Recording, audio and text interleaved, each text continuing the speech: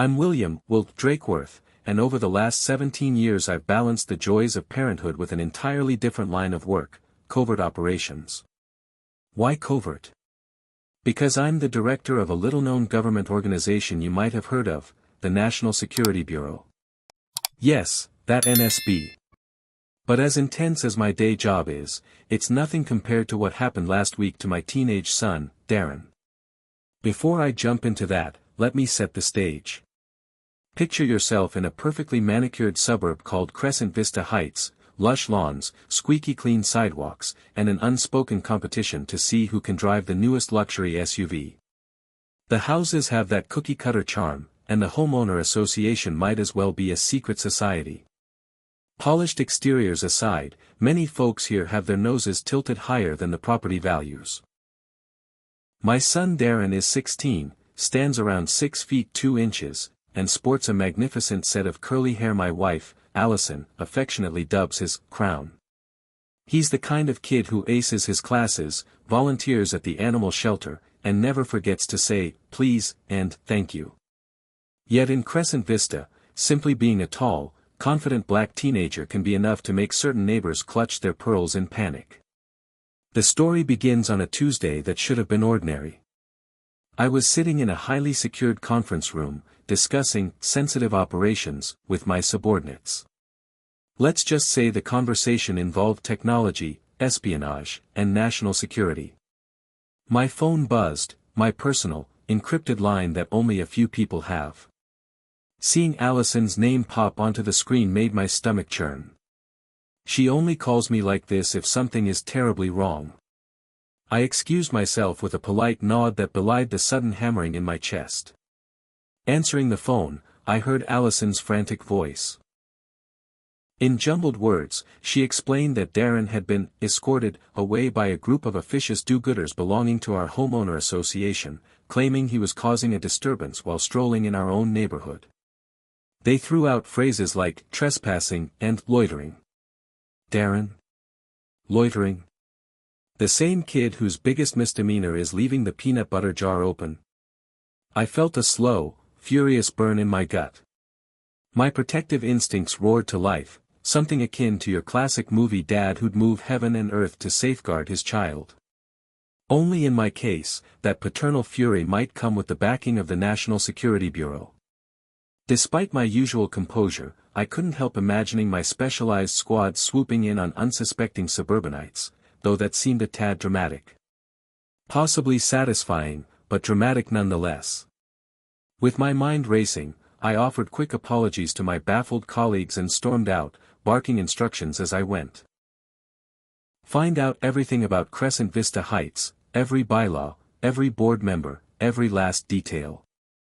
Because if these neighborhood busybodies thought they could harass my son without consequence, they were about to learn a harsh lesson. This was no longer a trivial suburban scuffle. They had messed with the wrong family, and I was prepared to unleash every bureaucratic and investigative channel at my disposal to set things right. It was only a 15-minute drive from NSB headquarters to Crescent Vista Heights, but it felt like an eternity. My heart pounded with each passing stoplight. I've faced high-pressure negotiations, handled covert missions halfway around the world, yet nothing spikes my adrenaline more than the notion that Darren might be in danger, thanks to a gaggle of overzealous suburban enforcers. When I finally pulled into my driveway, Allison was pacing the lawn, phone in hand, face flushed with anger and worry. The first words out of her mouth were, "They took him in a golf cart, Will. They literally put him in the back like a criminal." She gestured wildly, pointing down the main street where the Crescent Vista HOA, Homeowner Association, clubhouse stood. They claimed he fit the description of someone loitering. Since when is walking your own neighborhood a crime? I had no immediate answer because the whole premise was absurd. Darren's biggest offense might be playing music a bit too loud on his headphones. The idea that he could be forcibly carted off by self-appointed guardians of suburban virtue was beyond infuriating. My eyes flicked toward the clubhouse, that beige building with carefully trimmed hedges that always reeked of chlorine and stale coffee whenever I passed by. Allison told me they'd insisted they were detaining Darren until official authorities could arrive. My jaw set at those words, official authorities. Did they think they themselves were some kind of paramilitary force? They were about to find out who truly had jurisdiction. I stalked across the lawn, phone already in hand. I gave quick, clipped instructions to a few subordinates back at NSB. Pull every property record, every complaint filed. I want to know who runs that HOA. I want to see membership rosters, budgets, and if there's so much as a penny unaccounted for. Then I hung up, my pulse roaring in my ears. Because in that moment, I wasn't the top dog at a federal agency, I was a dad who just discovered suburban vigilantes had locked up his kid. The clubhouse doors squeaked on their hinges as I shouldered my way inside. Sure enough, there was Darren, looking simultaneously embarrassed and irate, seated on a molded plastic chair. Flanking him were two individuals who might as well have been caricatures, one with a desperate comb-over, the other sporting mirrored sunglasses indoors. Both wore pastel polos emblazoned with the Crescent Vista logo, and they radiated the smugness of petty officials on a power trip. "Sir, you can't just barge in," one of them squeaked, presumably trying to appear authoritative. Before I could even respond, he puffed out his chest, adding, "This is an HOA matter. You'll need to leave." My gaze traveled from him to Darren. My son offered me a small smile, half of relief, half of exasperation. By the look on Darren's face, I could tell he tried to argue sense into these people, only to get nowhere. And that was all I needed to see. My anger crystallized into a laser-focused purpose. These folks had messed up royally. "Actually," I said, my voice carefully controlled, "it's about to become a matter for the National Security Bureau." The confusion that flashed across their faces might have been comical under different circumstances. I stepped closer, letting them see the cold fury in my eyes. "Because you just kidnapped a minor, my minor, under false pretenses, and you'll be explaining that to the highest possible authorities." They exchanged disbelieving glances. The comb-over man stammered something about standing regulations and protecting the neighborhood. The other one started rummaging through a printout of bylaws, presumably searching for any clause that would justify handcuffing a teenager for simply walking near his own house. "Will," Darren said quietly, "I'm okay, but they wouldn't let me call you or Mom at first. They said they had the right to detain me until the real police arrived." The frustration in his voice lit a new spark in me. I turned to the pair once more. "You believed you had that right because you assume you can do whatever you want when it comes to kids who don't fit your preconceived mold. Newsflash, you can't." One of them gulped audibly. We had reports of suspicious activity," he mumbled. He matched the description of someone causing trouble. "In Crescent Vista, you mean the description of a tall black kid minding his own business?" I shot back. "I've heard enough." I helped Darren to his feet. He dusted off his jeans, looking relieved. Then I locked eyes with the two stooges, letting the silence stretch. "If you think you're walking away from this unscathed, think again. My team's already compiling every single bit of data on your little association. We'll see how your finances line up. We'll see whose money's missing or misallocated. We'll see exactly how many discriminatory complaints have been filed under your watch." They blanched, color draining from their faces.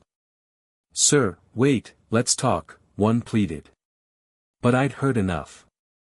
I placed a hand on Darren's shoulder, and together we walked out into the bright sunlight. An odd hush followed us, as if the entire building were holding its breath in apprehension.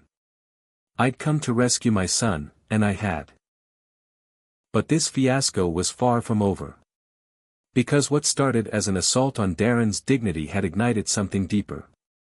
This was about every kid who'd ever been marginalized, every family who'd ever been targeted. By the time I was done, the Crescent Vista HOA would be scrambling to account for itself. And they would remember the day they crossed the Drakeworth family. From the moment Darren and I stepped out of the Crescent Vista clubhouse, I was a man on a mission. My phone buzzed continuously with updates from the NSB, National Security Bureau, team I'd put on the case. Even as I guided Darren back home to reunite with Allison, my mind churned with plans to dismantle the fiasco that had spiraled out of control.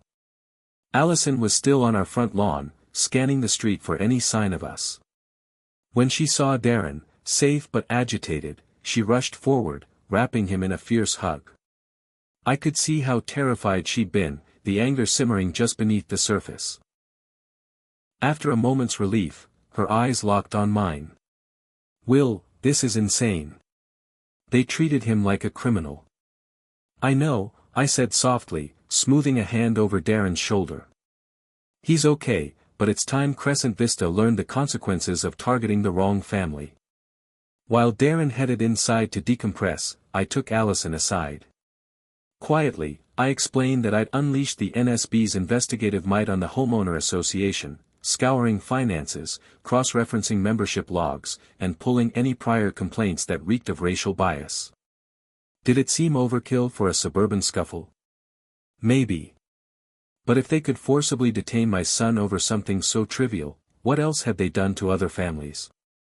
We didn't have to wait long for the ripple effects. Within an hour, I had a call from Rhea Delacroix, one of my top analysts. Her voice crackled through my secured phone. "Director, we've discovered some serious irregularities. The Crescent Vista board's accounting doesn't match up with local tax records. Also, there's a suspicious pattern in their incident reports, almost all filed against minority residents." My fury deepened. "Compile it. We'll need it soon." I paused, considering the bigger picture. "Rhea, do me a favor, see if there's any sign of collusion with local enforcement. If these people have been calling up the police to harass certain residents, we want that documented too." She confirmed and disconnected. I stared at my phone, heart pounding. I'd always known that petty tyranny lurked in some neighborhoods, but discovering it was so blatant, so targeted, left me speechless. That immediate sense of paternal outrage morphed into a broader mission: ensure no one else in Crescent Vista endured the same nonsense. Not long after, a battered sedan squeaked to a stop in front of my house. Out stepped Margaret Meg Lowry, an older neighbor with salt and pepper hair and an easy smile, though now she looked troubled. She admitted hearing about Darren's detention. "My granddaughter got hassled a while back too," she revealed, wringing her hands. "They said she was unruly just for skateboarding near the curb. Nothing came of it, but she's been scared ever since." I offered Meg a chair on our porch, and she explained how the HOA's so-called neighborhood patrol had repeatedly singled out families who didn't fit the community's mold. I promised her that a thorough investigation was underway. The look of relief on her face was bittersweet, relief that someone with real power might finally intervene, sadness that it had gone this far. Meanwhile, inside our house, Darren scrolled through social media, reading messages from classmates about how the Crescent Vista board occasionally circulated warnings about potential loiterers. "Dad," he called, voice echoing down the hall. Someone posted pictures of me on the HOA forum, saying I was lurking suspiciously. They even circled my afro in red as if it were incriminating evidence. Allison's lips pressed into a thin line. "This is vile," she murmured, crossing her arms.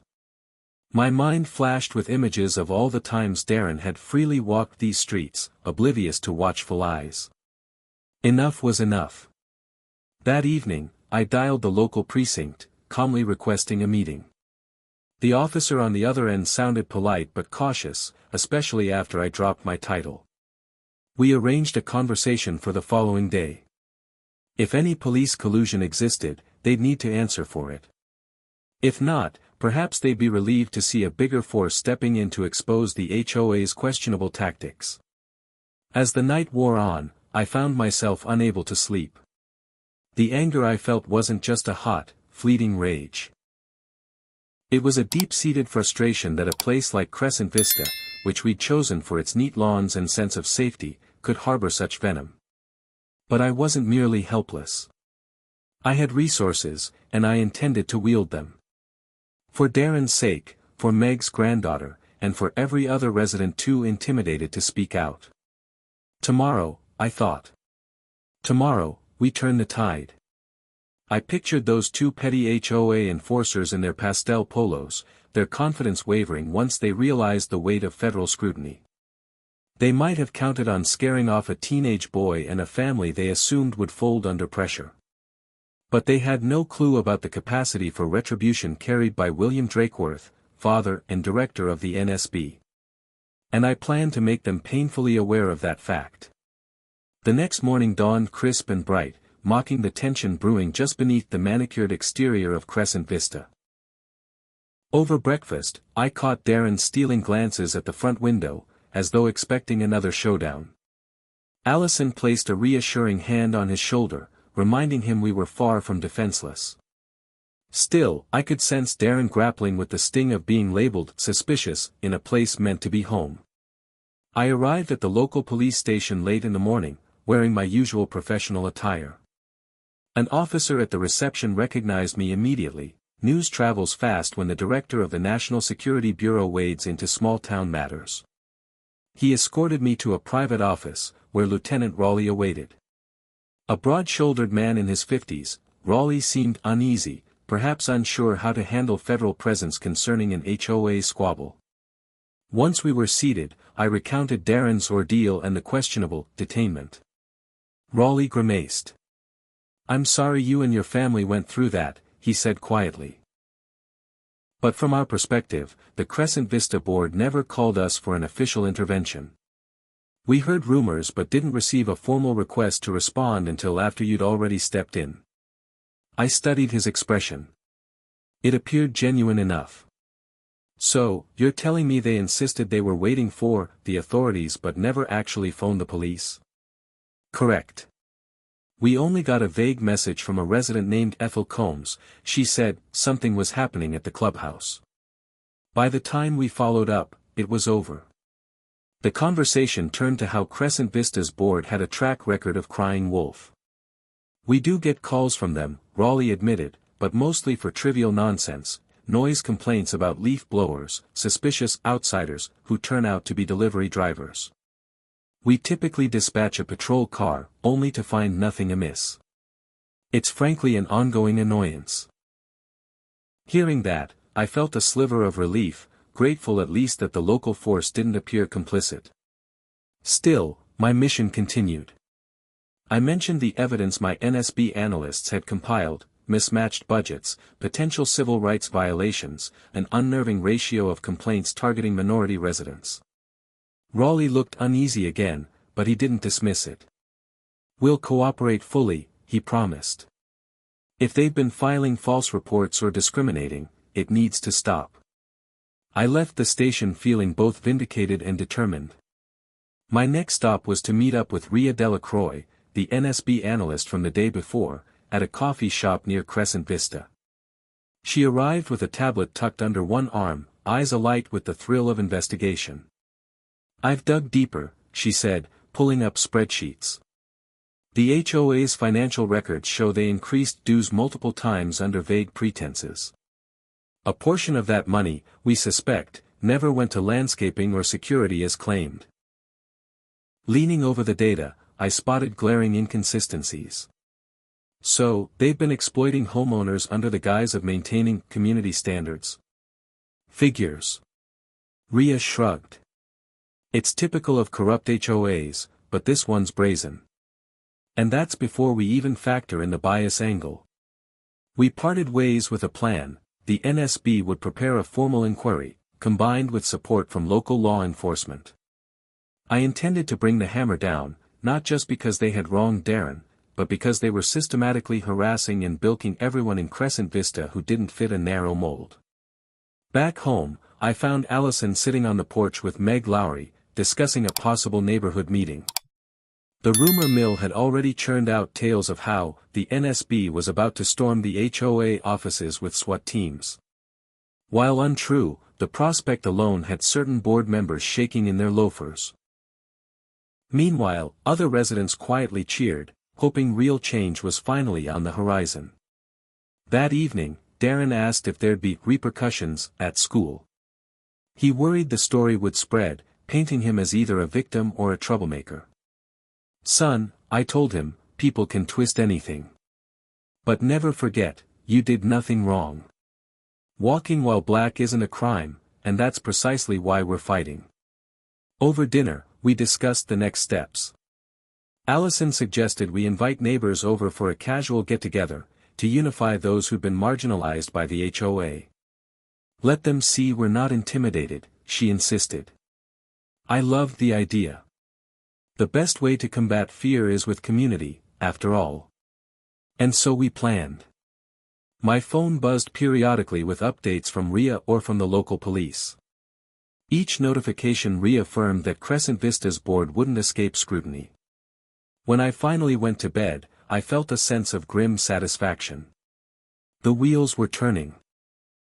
The veneer of polite uniformity that once shielded the HOA's pettiness had cracked wide open. Our next steps would ensure it never got patched up again, at least, not by the same corrupt hands. By then, the only thing on my mind was seeing Darren fully at ease in this neighborhood. If the price was appending the entire system of Crescent Vista, so be it. There are moments in life when you realize how far you'll go to protect family, and this was one of them. When word spread that the National Security Bureau had set its sights on Crescent Vista, the panic among certain HOA elites was palpable. Overnight, the neighborhood's social media forums lit up with rumors, some outlandish, some spot-on. Darren scrolled through them, occasionally stopping to read aloud a paranoid claim like, "They're going to freeze our bank accounts," or, "I heard black helicopters will circle the clubhouse." Allison and I exchanged weary smiles. Let them panic, I said. Maybe they'll finally consider the consequences of their actions. But we didn't just rely on intimidation. We also aimed for transparency. With Ria Delacroix's help, we set up a small public Q&A in the local park. We invited neighbors, those fed up with the HOA's tactics as well as anyone who might have questions about the NSB's involvement. I wanted people to understand that this wasn't about punishing the entire community. It was about exposing wrongdoing and ensuring Crescent Vista could become the welcoming suburb it always pretended to be. The afternoon of the meeting was sunny, accentuating the park's manicured lawns and pristine flower beds, ironically, the kind of scenery the HOA took pride in, yet also used as a weapon to maintain conformity. As families trickled in, I noticed a handful of tense faces. Some might have been supporters of the existing board, worried that their cozy arrangement was coming undone. Others wore relief on their sleeves, clearly hoping we'd topple the entrenched hierarchy. Standing at a makeshift podium, a picnic table with a microphone, I addressed the crowd. My name is William Drakeworth, and yes, I'm the director of the NSB. But I'm also a parent here in Crescent Vista. Last week, my son was wrongly detained by overzealous HOA volunteers. This isn't an isolated incident. We've uncovered evidence suggesting a pattern of harassment and financial impropriety. I'm here to let you know that no matter your background, you deserve to feel safe in your own neighborhood. At that, a murmur rippled through the group. One man wearing a polo shirt and aviator sunglasses raised his hand. So what does that mean for us, exactly? Are we all suspects? I shook my head. Of course not. But if any of you have information, complaints, irregularities, or evidence of discriminatory practices, my team wants to hear it. We're also cooperating with local law enforcement. The goal is to root out corruption, not punish innocent homeowners. Gradually, people stepped forward with stories. A Hispanic couple recounted being fined repeatedly for illegal plants, though neighbors with identical gardens faced no penalties. An Asian American family described how their guests were often turned away at the gate for safety reasons. It was a litany of microaggressions turned institutional policy. Allison, standing nearby, clenched her fists, visibly angered by the pattern. Meanwhile, Darren hovered off to the side, observing. A few classmates waved, offering him words of support. He smiled politely, though I knew the entire situation had shaken him. Still, I could see a fire in his eyes, an awareness that by exposing the truth, we were doing something that mattered for everyone who'd been slighted or silenced. After the gathering, a swirl of discussions broke out in hushed clusters.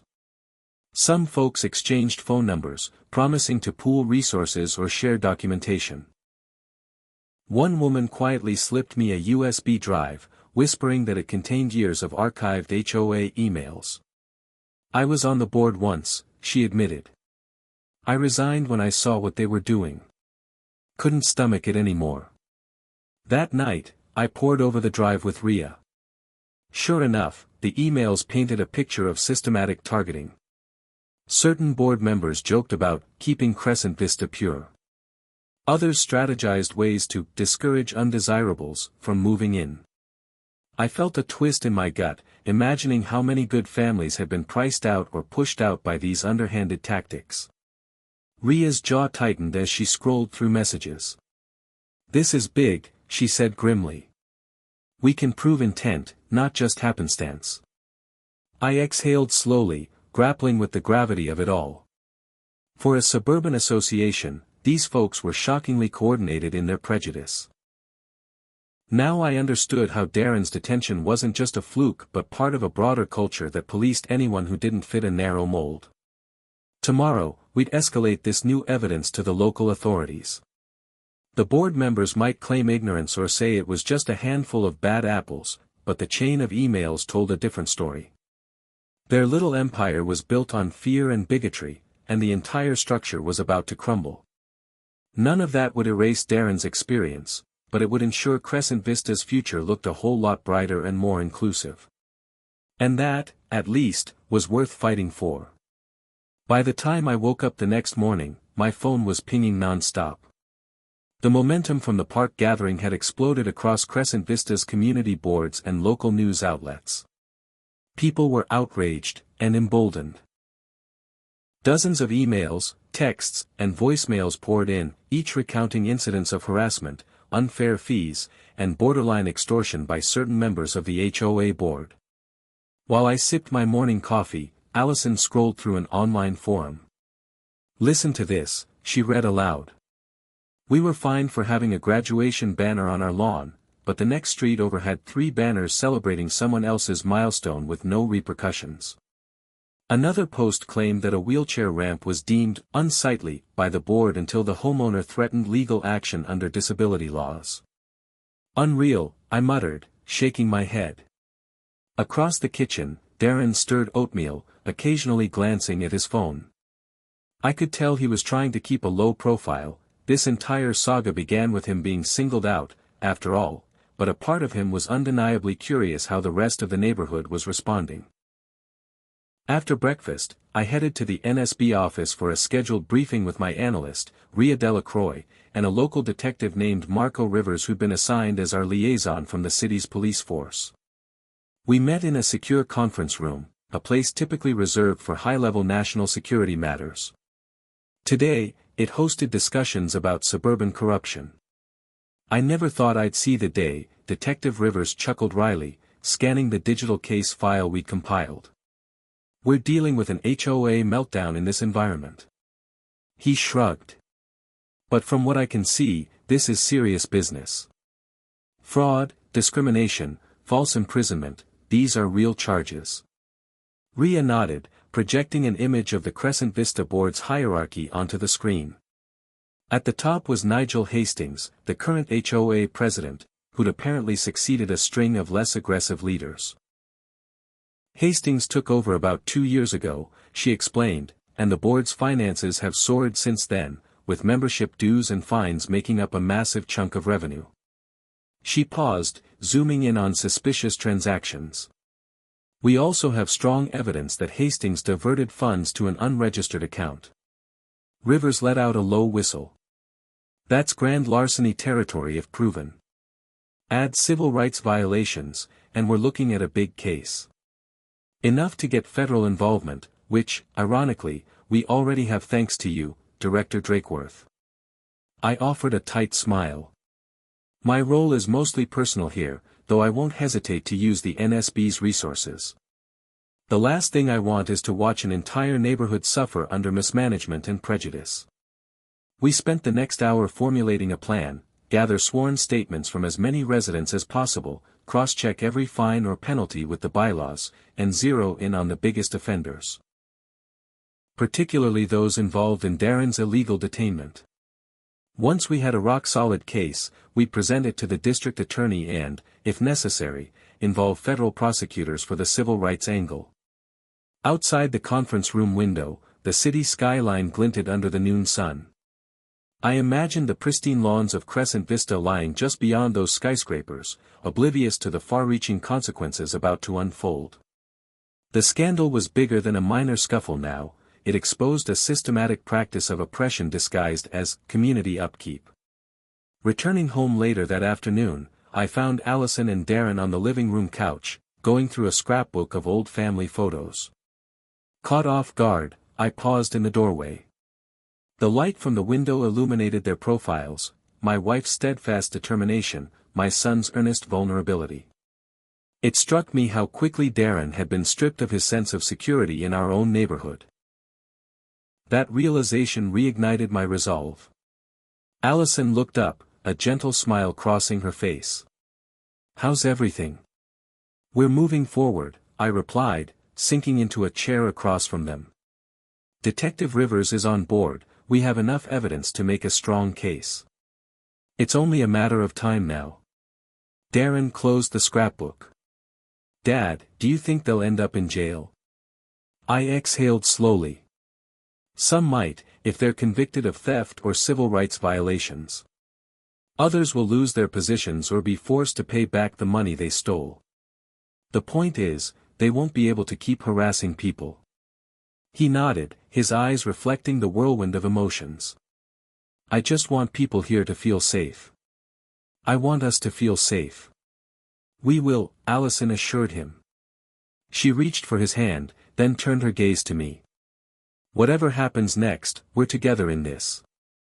That evening, as we watched the sunset from our back patio, an odd sense of calm settled over the house. The storm was far from over. More likely, it was about to peak, but we were no longer isolated or uncertain. We had allies, evidence, and the unwavering motivation of a family wronged.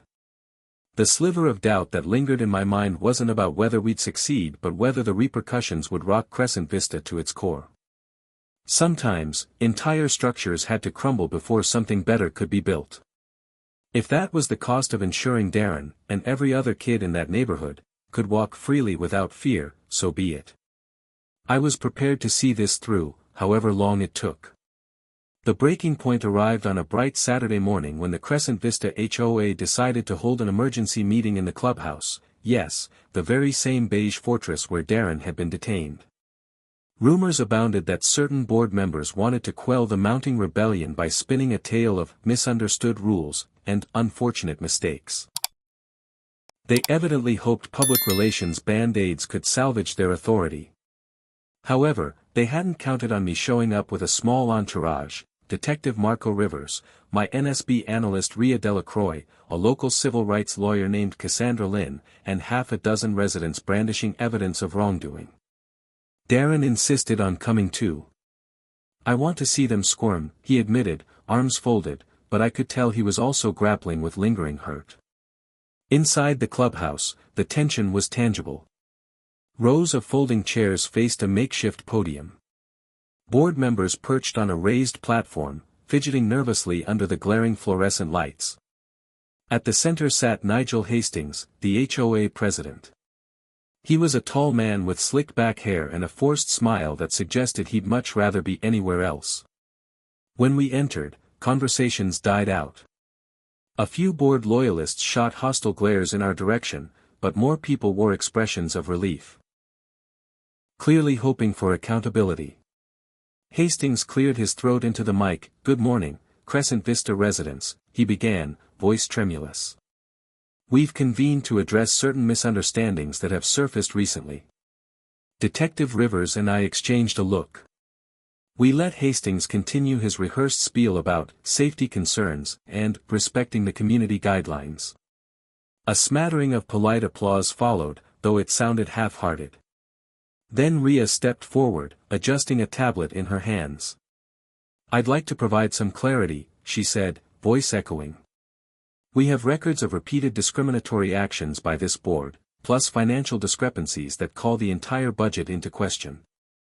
Murmurs rippled through the crowd. Hastings tried to speak, but Rhea plowed ahead, listing specific line items: inflated landscaping invoices, suspicious administrative fees, mysterious ATM withdrawals from HOA accounts. The silence in the room turned oppressive. But let's not forget the personal toll, she concluded, gesturing toward Darren. A teenager was detained, illegally, right in this building. People are fed up. She yielded the mic to Cassandra Lynn, the civil rights attorney, who delivered a blistering condemnation of the board's practices. She pointed out how community standards had been weaponized to target families who looked or lived differently. Her tone was calm, but each sentence seemed to strike like a hammer. The crowd responded with murmurs of agreement, scattered applause, even a few calls to throw them out. Hastings' face reddened. "Now, hold on," he blustered, attempting to regain control. "These are merely allegations. We have our own counsel. We intend to fully cooperate." That's when Detective Rivers stood up, badge glinting. "Cooperation is a good idea," he said. "Because ignoring subpoena requests or interfering with an ongoing investigation would be unwise." The tension snapped like a taut wire. Some board members wilted in their seats. Others bristled, muttering about witch hunts. But the audience was no longer buying their deflections. One resident after another stood to voice their frustration: unscrupulous fines, invasive property checks, racial profiling, the gagging of any dissent. Then Darren spoke. Even though his voice trembled slightly, he projected a quiet strength. "All I did was walk down my street with headphones on, and you kidnapped me. Is that what you call enforcement? Because to me it felt like harassment, like I wasn't welcome in my own home." His words rang out in the hush. I stood beside him, proud but also raging inside that it had come to this. The board had no comeback. A short, balding member tried to mumble something about reasonable suspicion, but the crowd jeered. Finally, Hastings slumped in his seat. We never intended, it got out of hand," he muttered. "We just wanted a safe community." Cassandra fixed him with a steely gaze. "A safe community for whom? Not for the people you targeted." The meeting ended in disarray, with Hastings and his cohorts announcing a recess they might never return from. Residents gathered in clusters, hugging, exchanging contact information, openly sharing stories of intimidation or financial exploitation. Detective Rivers and Rhea began coordinating statements for official records. Cassandra collected details for potential lawsuits. As Darren and I stepped outside into the sunlight, he exhaled shakily. "Well, that was intense." I wrapped an arm around his shoulders. "We're making progress, kid. They can't pretend anymore." He nodded, a flicker of relief crossing his face. "So, what happens next?" "Next, we let the legal system do its job," I said, smiling. "And if they try any more stunts, we'll be right here to stop them." We walked away from the clubhouse, feeling a shift in the air. For years, the Crescent Vista HOA had functioned like an unchallenged oligarchy. Now, the people they'd disdained, families like ours, were seizing the narrative. It wasn't just about vengeance, it was about reclaiming a sense of belonging and security. And by the looks on the neighbors' faces as they spilled into the parking lot, a new era was dawning. In the days following the explosive HOA meeting, Crescent Vista felt like it was undergoing a collective reckoning. Everywhere we turned, people whispered about resignations, legal depositions, and potential arrests. The once tidy veneer of suburban perfection had splintered, revealing all manner of hidden faults beneath the meticulously trimmed hedges. By midweek, the local news stations had picked up the story in earnest. They framed it as a David and Goliath saga, families who'd felt marginalized by a powerful homeowners association, now backed by federal scrutiny thanks to me, William Drakeworth, director of the National Security Bureau, and my determined allies. Darren watched one segment on TV with a mix of fascination and embarrassment. "Dad, they called me a catalyst for change," he said, cheeks reddening. "You are," I replied, ruffling his hair. "It's your courage that forced their hand." Meanwhile, the disgraced Nigel Hastings had tried to salvage his image, granting a shaky interview in which he insisted the board never intended to discriminate and only wanted to maintain standards. But reporters grilled him about the suspect finances and the incriminating emails.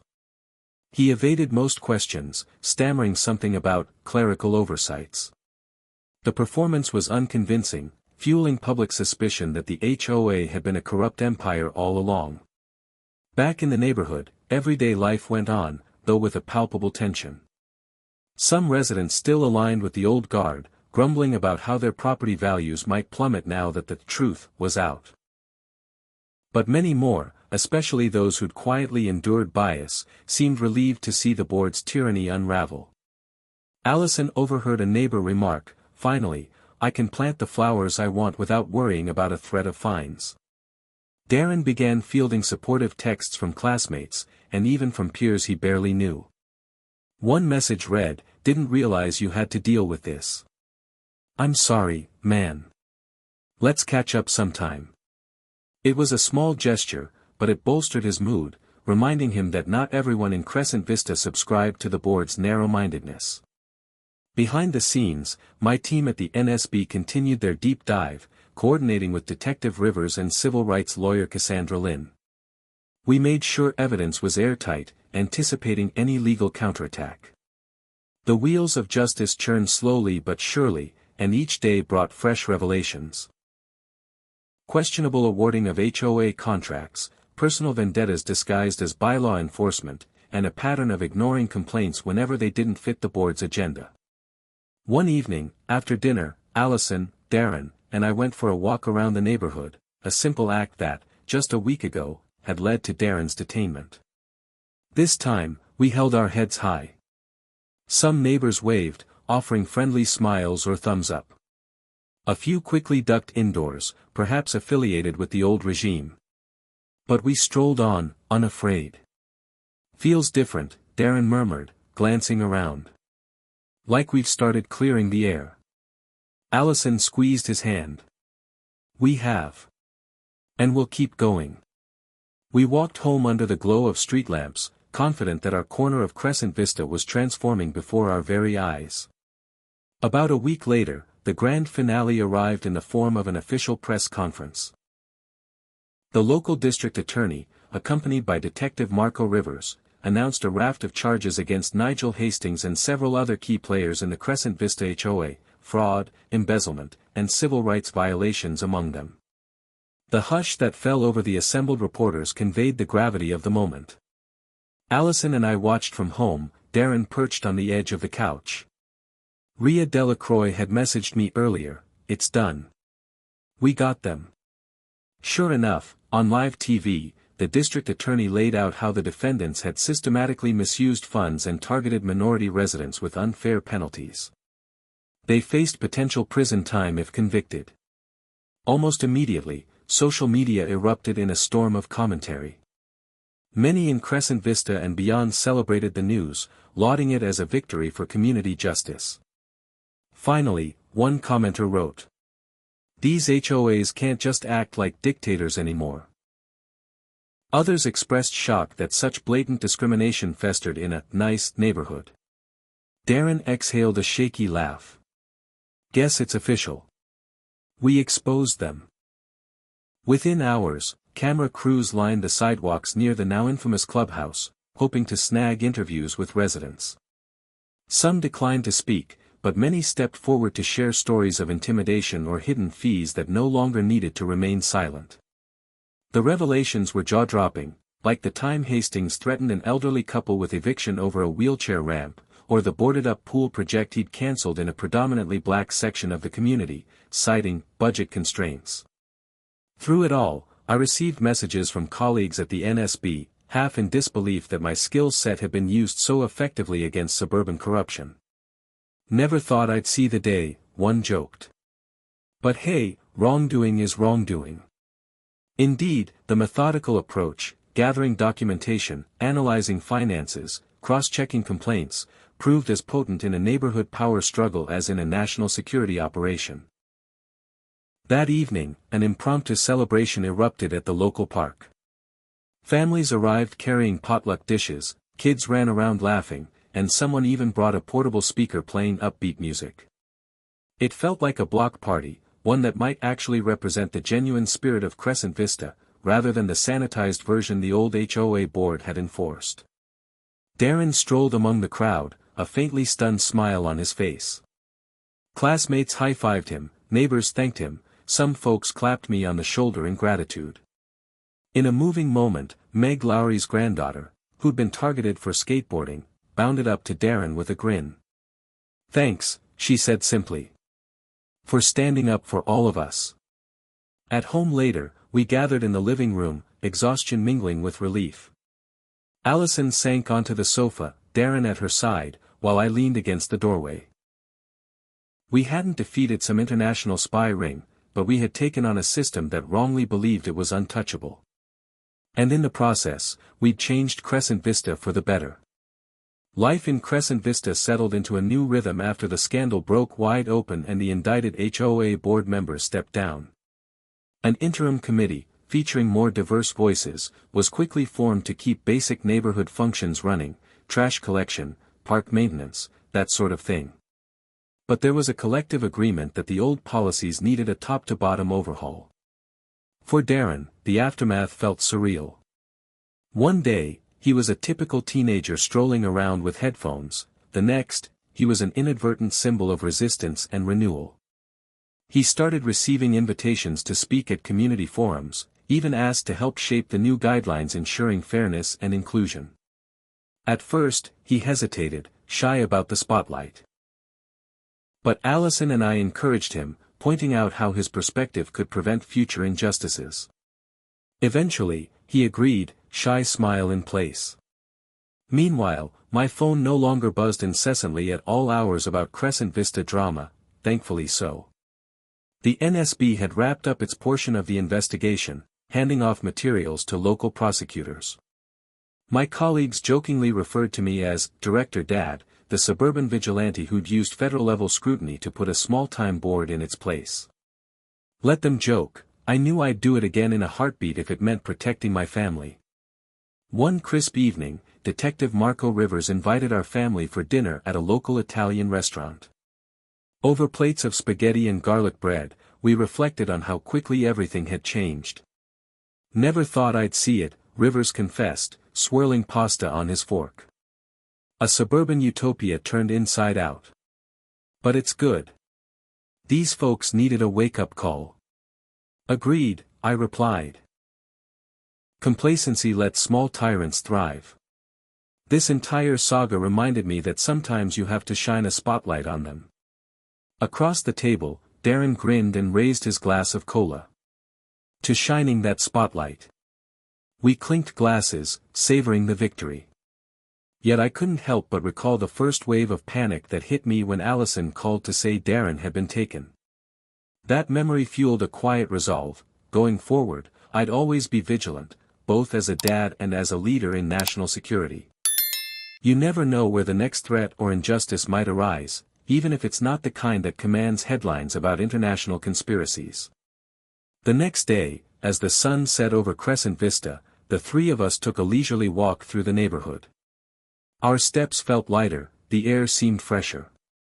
Gone were the tense stares from the old guard's loyalists. Instead, neighbors smiled or gave friendly waves.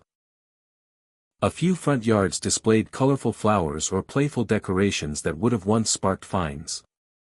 Now, they flourished openly. At one corner, Darren paused, a faraway look in his eyes. "Feels like we can really breathe here now, right?" "Absolutely," Allison said, lacing her arm through his. I nodded, silently grateful we could finally be at ease in our own community. This was how it should be. And if the day ever came that we had to defend those rights again, well, I knew we'd be ready. Word spread quickly about who'd actually reported Darren to the Crescent Vista board, a self-appointed busybody named Mrs. Cornwell, famed for her prize-winning Persian cat and an endless parade of petty grievances. According to neighbors, Mrs. Cornwell had a history of filing racially charged complaints against anyone who didn't fit the neighborhood image. Some folks wondered if she prowled the streets at night with binoculars, hoping to catch the smallest infraction.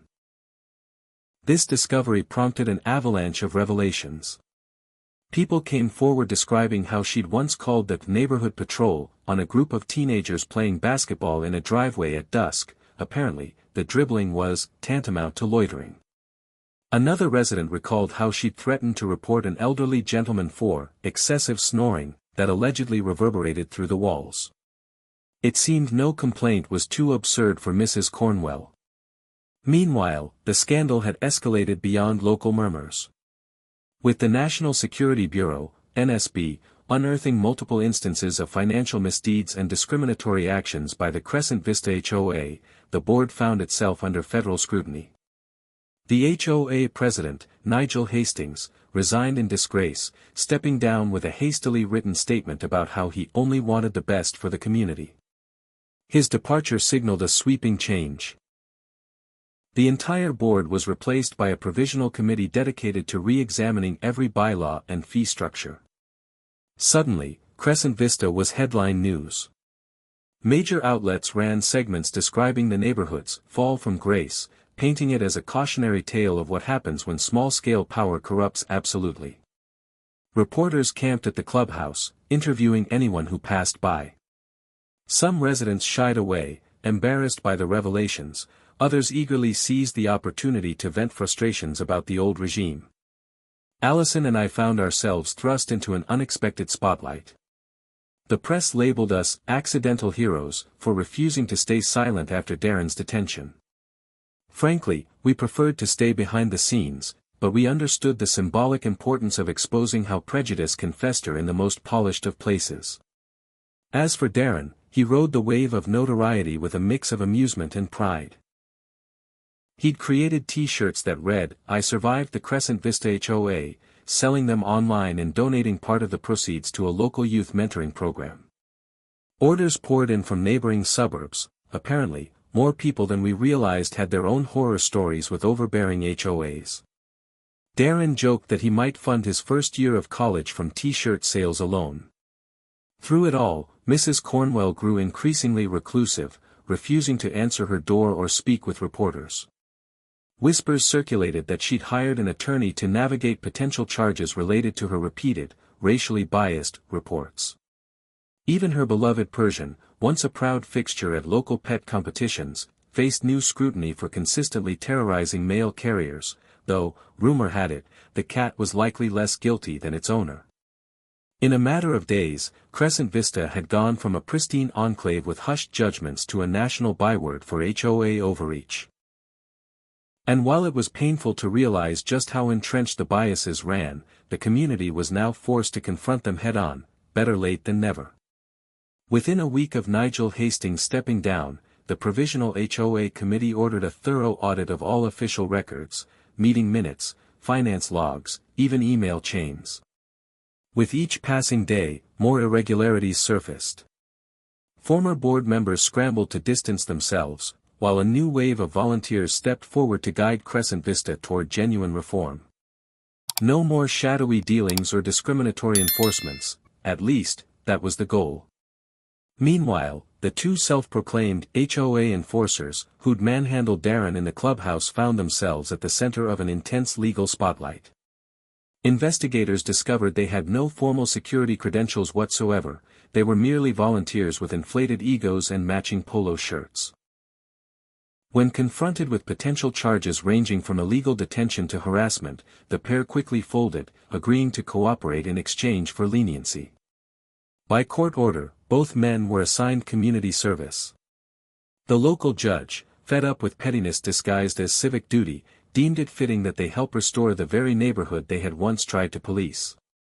As a result, the two were spotted scrubbing graffiti off the Crescent Vista clubhouse walls with toothbrushes, an ironic twist that didn't go unnoticed by residents.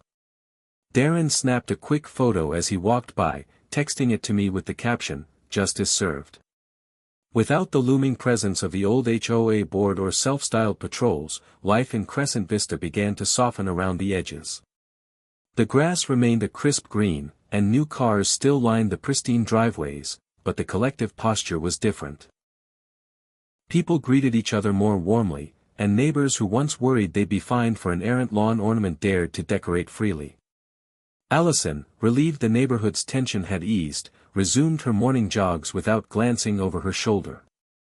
She even volunteered to help the interim committee design more inclusive policies, like flexible guidelines for yard signage and a fair appeals process for disputes.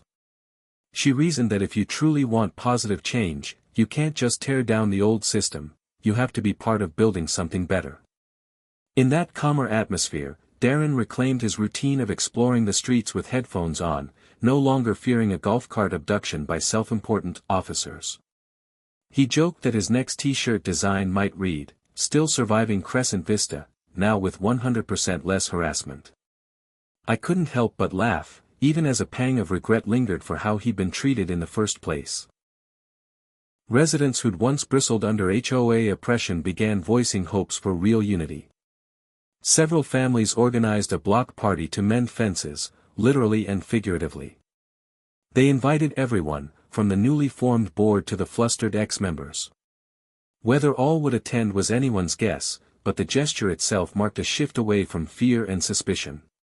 In short, Crescent Vista had begun evolving into the inclusive community it always advertised itself to be. Watching the two ex-patrolmen shyly wave as they worked off their sentence, I felt a bittersweet satisfaction. While I wished none of this had happened, at least we'd exposed the truth. The old guard's hubris lay shattered, and a second chance at genuine neighborliness was now in the hands of those willing to embrace it. A few days after the mass resignation of the old HOA board, my life returned to a semblance of normal. Or at least as normal as it gets for the director of the National Security Bureau with a newly famous teenage son. I found myself juggling both critical security briefs and local community updates about Crescent Vista's reformation, often in the same afternoon. One morning, I caught Darren rummaging in the pantry for snacks before school. He glanced over, a thoughtful expression on his face. "Dad," he began, "remember how this all started because they claimed I was loitering? Now we've got people on social media calling me a hero. It's still, kinda weird." I set down my coffee mug, sensing the mixture of pride and bewilderment behind his words. "We never asked for any of this. But the important thing is that you stood up for yourself, and for everyone else they mistreated." He nodded, brow furrowed. "Yeah, I guess. Still, I wish it never had to happen. I just wanted a quiet life, you know. Finish high school, shoot hoops with friends, maybe save up for a used car." Allison walked in, gently resting a hand on Darren's shoulder. "Hey, we all wish it didn't happen. But since it did, I'm proud we turned it into something constructive." Over the next week, Crescent Vista's transformation became increasingly evident. The interim HOA committee released a formal apology, acknowledging the harm caused by the previous board's actions and pledging to review every contested fine. Yard decorations started blooming across the neighborhood, colorful flags, whimsical lawn ornaments, even a small peace sign in front of the once notorious clubhouse. It seemed people no longer feared retribution for expressing their individual flair. Local media briefly shifted focus from the scandal to highlight new community events, like a farmers' market hosted in the Central Park. Families milled about, sampling baked goods and fresh produce in a setting free from the tension that once hung in the air. Darren and a few friends even set up a booth selling those "I Survived Crescent Vista HOA" t-shirts, raising funds for a local scholarship. The booth was a hit, reminding everyone how quickly adversity can unify a community when addressed head-on. At the NSB office, colleagues teased me good-naturedly about being the country's premier suburban avenger. They'd recount episodes of me confronting cart-pushing bullies with the same unwavering resolve I might use during a covert mission. I'd laugh it off, assuring them the real credit went to Darren's courage and Allison's unshakable determination. Finally, on a quiet Thursday night, as I prepared for yet another briefing on matters of national security, I paused. The back door was open, letting in a cool breeze that carried the sounds of neighbors chatting amicably. Darren was out at the park with friends, Allison was reading in the living room, and the house felt unusually peaceful. I realized we had arrived at a new equilibrium. Crescent Vista had become, in many ways, what we'd always wanted it to be, a place where every resident can simply enjoy life without intimidation or prejudice. Leaning against the doorframe, I closed my eyes for a moment, allowing the steady hum of suburban life to settle in my bones. So many battles, big and small, but for now, at least, we'd won. And in the grand scheme of things, that was enough.